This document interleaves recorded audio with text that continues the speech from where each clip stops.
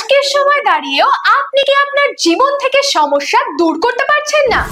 বুঝে উঠতে পারছেন না কোথায় গেলে আপনি আপনার সমস্ত সমস্যার সমাধান পাবেন?